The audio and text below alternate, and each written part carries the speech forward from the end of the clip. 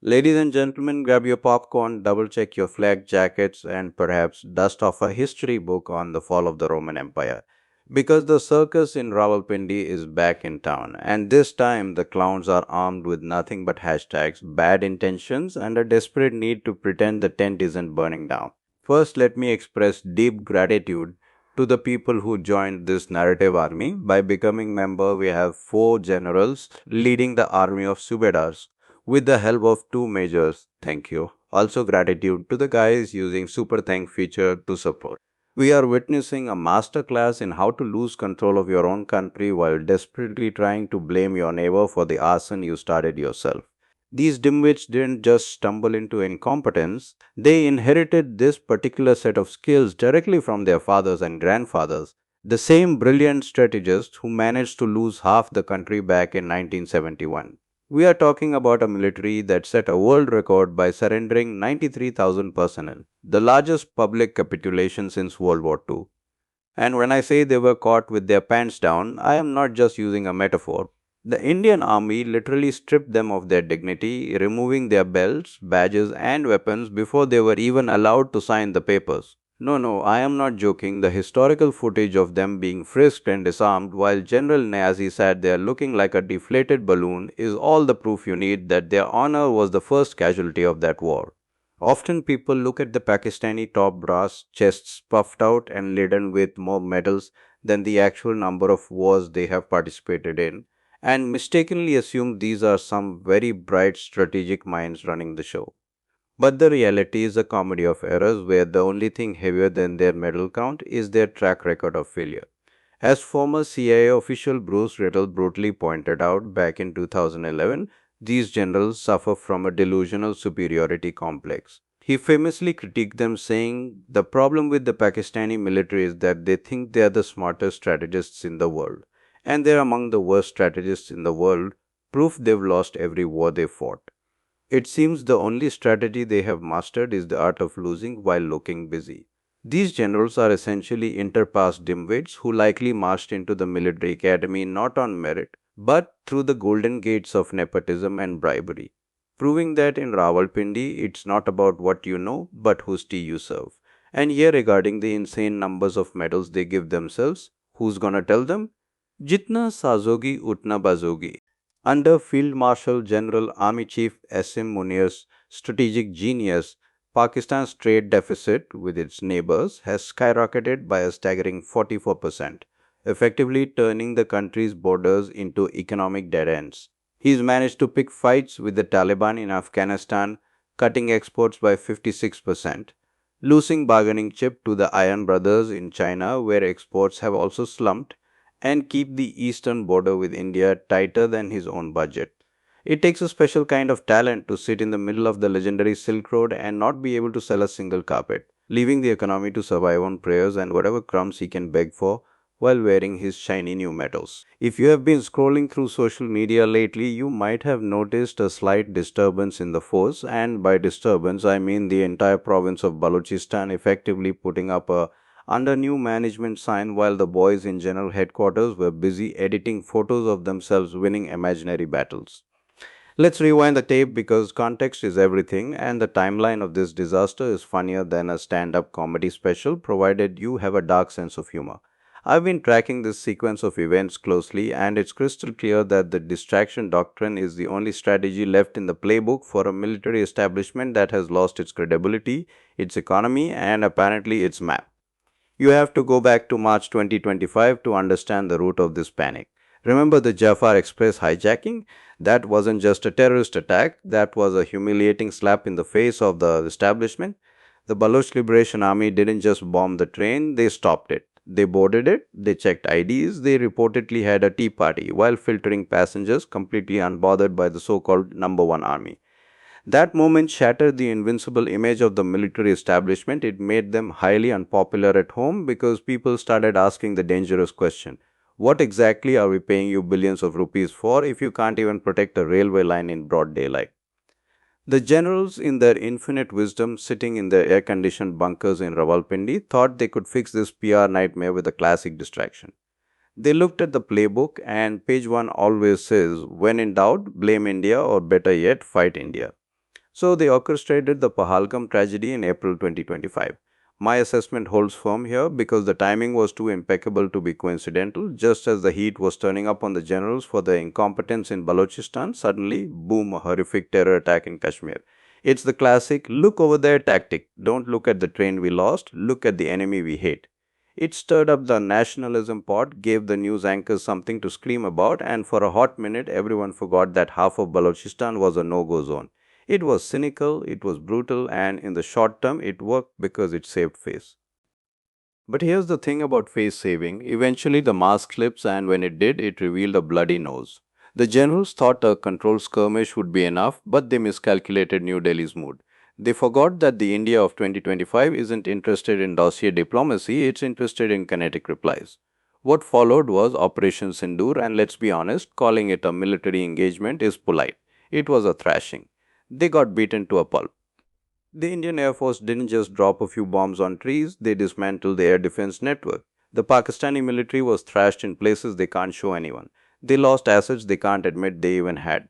But while their bases were burning, their social media wing was fighting the real war, the war of Photoshop.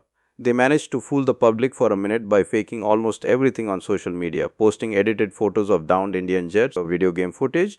They claimed victories that never happened. But deep down in the quiet corridors of the GHQ, they know exactly what happened. They know the brutal and rapid escalating response India gave them. That memory of Operation Sindoor, the radar screens going blank, the runways exploding, the helplessness is what keeps them up at night.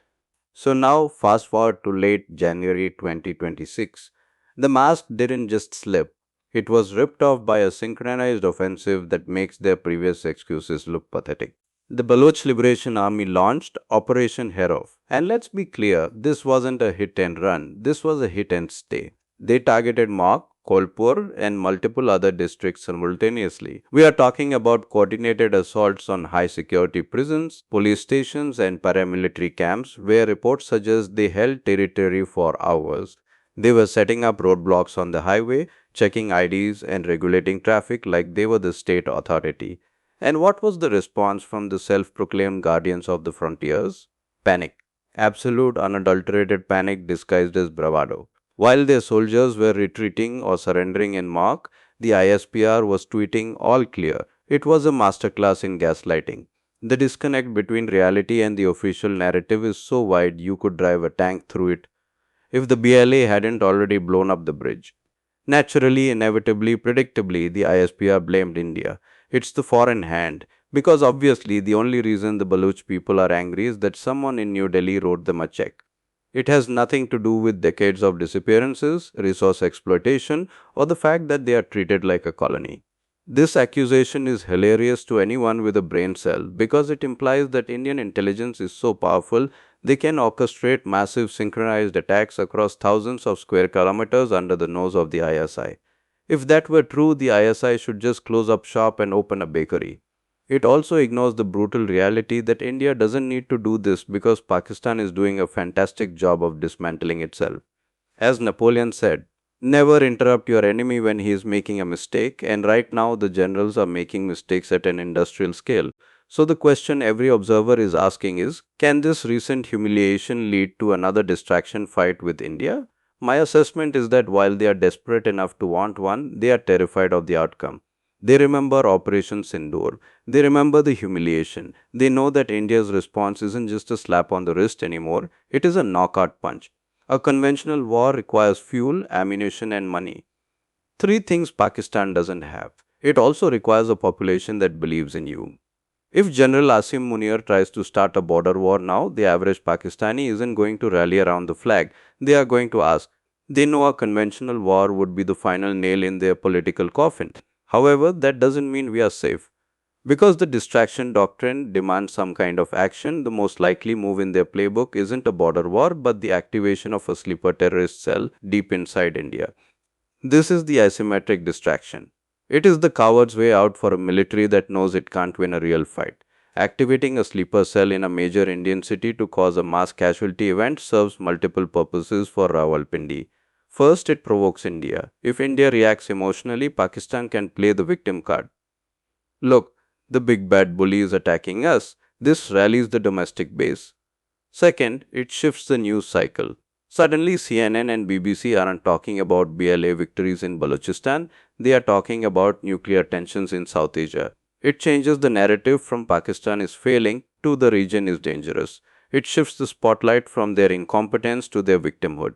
Indian security agencies must be burning the midnight oil right now to foil this. They are scrubbing communications intercepts, watching the known handlers, and tightening the grid because they know that a desperate animal is most dangerous when it's cornered. But to truly understand why this is happening, you have to look at the bigger picture of the dictator's trap, a phenomenon that is currently destroying not just Pakistan but its iron brother to the north as well. There is a fundamental rule in geopolitics: dictatorships without oil money generally lose their grip. If you are a Gulf sheikh, you can buy loyalty, you can subsidize the anger, you can pave over the cracks with petrodollars. But if you are a military dictator in a bankrupt state like Pakistan or an authoritarian leader in an economically slowing China, you don't have that luxury. Yet the psychology remains the same. You have this one guy who comes in and doesn't want to leave power, who wants to rule forever. The concept of anti incumbency isn't in their dictionary because they live in an echo chamber of their own making. They surround themselves with yes men who tell them, "Sir, the people love you. Sir, the economy is booming. Sir, the BLA is just a few guys with rusted guns." They start to believe their own propaganda. And speaking of believing your own propaganda, let's talk about the Iron Brother connection because it is vital to this collapse. Pakistan has always relied on China as the sugar daddy to bail them out. But look at Beijing right now. Xi Jinping is in the middle of a paranoid purge that would make Stalin blush. He has decimated his own rocket force, the guys in charge of the nukes. Generals like Li Shangfu have vanished. Why? Because reports are coming out that corruption in the PLA was so bad that missiles were filled with water instead of fuel and silo lids couldn't open. This is the patron Pakistan is relying on? A military that is eating itself alive? If the Chinese generals are busy saving their own necks from Xi's inquisitors, do you think they have the bandwidth to save General Munir from the BLA? The iron brother is rusting. The economic slowdown in China means the CPA's money tap has run dry. The Belt and Road is looking more like a noose and a dead end. So Pakistan finds itself alone. No American aid, no Chinese bailout, just an angry population and a delusions of grandeur leadership that thinks it can manage the chaos. This refusal to accept accountability is the cancer of dictatorship. In a normal country, if a train is hijacked, the railway minister resigns. In Pakistan, if a train is hijacked, the army chief gets an extension. The people of Baluchistan, the people of Khyber Pakhtunkhwa, even the people of Punjab are seeing this. They see a leadership class that eats up the national budget while the country starves. They see generals playing golf while the borders burn. And because there is no ballot box to vent this anger, it comes out through the barrel of a gun. The BLA isn't just a proxy as the generals claim, it is a symptom of a state that has broken its social contract. When you treat your own citizens like occupied subjects, eventually they start acting like resistance fighters. And unlike the Gulf monarchies, Pakistan doesn't have the oil wealth to just write a check to every family and say, "Please be quiet." They have nothing to offer but more repression. So, in conclusion, what we are watching isn't just a skirmish in Baluchistan, it is the death rattle of a specific type of governance, the resource poor dictatorship. The Pakistan army tried to distract the world from their failures with the Pahalgam tragedy, and karma responded with Operation Hero. They are now trapped. They can't admit they are losing territory, so they fake it on Twitter. They can't fight India directly because of the trauma of Operation Synindor, so they scream conspiracy.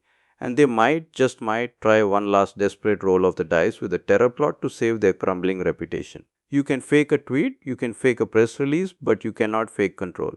When the people of Baluchistan look out their windows, they don't see the sovereignty the generals talk about on TV, they see the reality.